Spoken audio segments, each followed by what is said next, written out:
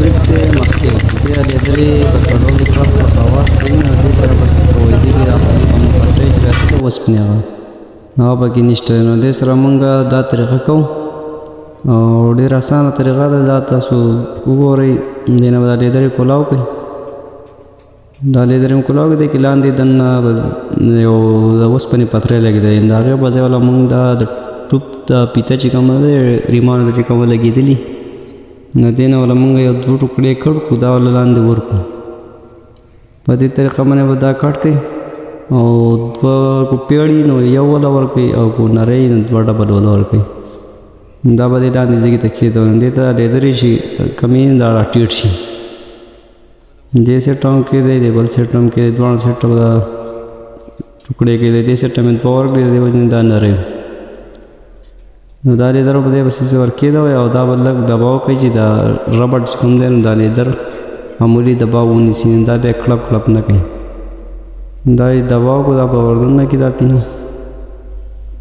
دا کابل به ټیټ کړي دا داسې کار کوي لکه خپل کم چې دا پتری ورته د اوسپنې لګېدلې د هغې په شانې کار کوي دا بل لیدر هم ورکېدی او دې نه دا دغه پاتې شوی و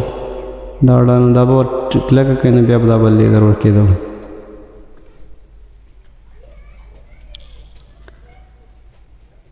دې کې دا ګریس په لږ نري نري ورکوي ډېر زیات نه چې دا دغه جام کوي نه نو ګریس پکې بیا خټه کېږي نري نري هسې لږ لږ بول ورکوي ښه او دا لیدرې دا بیا لږې دباو ونیسئ نو چې دباو ونیولی شي دا کابلې چې کوم دي دا بیا ورځي